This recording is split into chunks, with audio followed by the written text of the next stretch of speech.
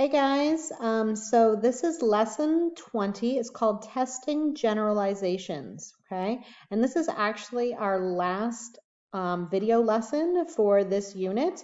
So you guys are probably thinking, well, what are we going to do for the next little bit?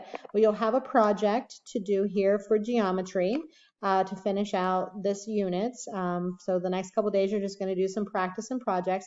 And then after that, we have a special 5th grade end of year project for you guys. So this is officially it for online lessons. I know some of you are like, yay, okay. So good job in everything you've done, but here's our last lesson. So it's called Testing Generalizations. I don't know if Miss Dix has gotten into generalizations with you guys yet, but it's actually a skill that can be used in reading as well as math. So today we're going to be talking about making and testing generalizations about geometric figures, also known as shapes. So the first question you might be thinking is, what's a generalization? Because you're like, I don't know. Well, generalization is a general statement about something, okay? So it's just you making a statement about a shape. So you could say, this is what popped in my head, guys, sorry, but all circles are round, okay? Well, that's a statement about a shape, okay? So the important part about a generalization is these statements that we say can be proven as either valid or faulty, also known as true or false. So we can make a statement and say, oh yeah, that's a good statement, that's a valid one, or it's true. Or we can say, no, I can prove that there's something wrong with that statement, which would make it faulty or false. So that's what we're going to look at today in our final lesson here. Okay, so like I said, these statements can be proven as valid or faulty, okay? So my first question here is, and this would have been so much better if we could have been in class to do this, but what statements can you make about all the students in your class? We'll just go with the whole 5th grade level, okay? So I came up with, in my head this morning, I came up with a statement. Okay, so here's my first one. All the 5th graders are human. Okay, so that's a generalization saying every student who's in our 5th grade is a human. Okay, and I can prove for the most part that that is true without some genetic testing and all that kind of stuff. I can't 100% prove it, but you all look like humans, so we're going to say you're humans. Okay, and so another statement that I came up with is all 5th graders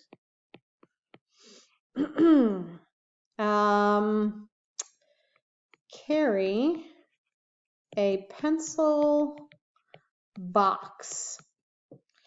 Okay, so I can prove that generalization or general statement as being false because if I look at certain students, they're not carrying a pencil box, they might be carrying a pencil pouch, or they might just be carrying a pencil. They don't actually have a box. So we have to be really careful, especially when we have the words like all or every, okay? Because that means it has to be 100% of everyone or else it's false. Even the tiniest little thing can make it false. Okay, so those are just some things that I came up with about you guys. There were a couple other things, but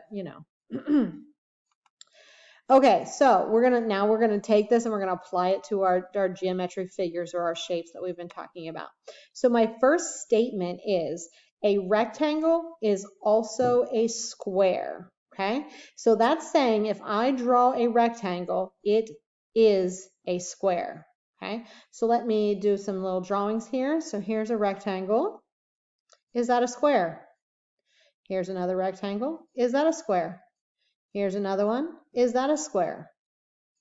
Okay, so when we look at this and I've drawn these rectangles, is a rectangle also a square? Well, a square has some specific rules to it. A square has to have 4 congruent sides and it has to have 4 right angles. Okay, well, when we look at our pictures over there, all of those have 4 right angles. So ding, ding, ding. Do they all have 4 congruent sides to be a square? No, they do not. This one does, but the other 2 do not. So we cannot say that a rectangle is also a square. So this is false. A rectangle does not have 4 congruent sides, so it cannot be called a square. This statement, this generalization would be true though if it was flip-flopped, if it said a square is also a rectangle, because squares have the properties of rectangles and can be named rectangles, thinking about that family tree or that hierarchy from yesterday. So if I would draw a square right here, no matter what size square I draw, it fits in the rectangle family, because to be a rectangle, all it needs to have is 4 right angles, and it ought to be a rectangle, it also has to have 2 pairs of parallel sides. And squares have all of those things. So all squares are rectangles, but you can't say the same thing about a rectangle. A rectangle is not a square, but a square is a rectangle. When you think and you go back through the family tree, it only goes in one direction. Okay, so let's look at another statement here. All right triangles are scalene triangles. Okay, so a right triangle has to have a right angle. So here's an illustration of a right triangle. We can have that one, that one. We can like, woo, really big one. So a right triangle, it says all of them, every single one is scalene, which means scalene means it has to have no congruent sides. Okay, well, let's think about that. Can I draw a right triangle that has congruent sides? And I actually did over here. This one right here, these 2 sides are congruent. So this is a right triangle, but it's also an isosceles. So this generalization is false. Most of our right triangles are scalene, but if you have 2 sides that are congruent, it's not scalene. So it's possible to have a right scalene triangle. It's also possible to have a right isosceles triangle. Okay. Okay, so here's a couple more. Here's our first one. The sum of the angles of any triangle is 180 degrees. So I want you to pause and I want you to think, is this true or is it false? The sum of the angles of a triangle is 180 degrees. This information would have come from our Math Antics video the other day. And what did he say about the angles inside of a triangle? Okay, hopefully you have the answer. But so the answer to this is that it is true. All triangles, every single one, when you would add up the inside, you always get 180 degrees, no matter what kind of triangle it is. Always going to be 180 degrees. So let's look at another statement, figure out if it's true or false. Parallel lines never intersect. True or false? I hope you're thinking, that is true, because that's the definition of parallel lines. Parallel lines are 2 lines that are exactly the same distance apart, and no matter how far they continue in any direction, they're the exact same distance in between here, so they will never, ever, ever touch or intersect. Okay, so that one was true. Okay, all rectangles have 4 congruent sides. So do all rectangles have 4 congruent sides? So if I draw a rectangle, does it have 4 congruent sides? So true or false? Okay, I hope you're thinking that the answer to that is false, because this rectangle, oops, sorry, got a triangle there. Didn't click the right shape.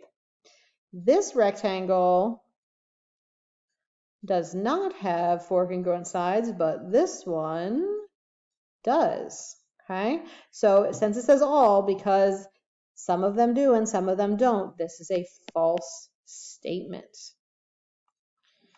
Okay, looking at one more. All triangles have at least 2 acute angles. So does every single triangle have at least 2 acute angles? So let's draw some triangles. Okay, so here, there's an equilateral triangle. Here's a right triangle, has a right angle. We have these other 2 angles. Okay, so we have that. Okay, let's do an obtuse.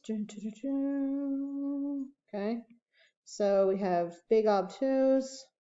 Okay, so here we have an acute triangle. Here we have a right triangle, and here we have an obtuse triangle. So we have an obtuse angle, acute, acute.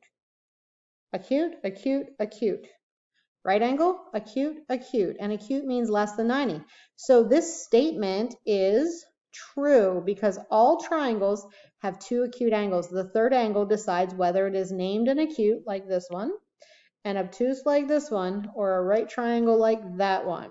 So every single one has two acute, but it's that third one that decides its name. Okay, so we're going to make, so there we were testing and proving true or false. Here I'm going to show you these four shapes, and I want you to make a generalization about what is the same about all of these polygons. So look at them and see if you can come up with a generalization about these.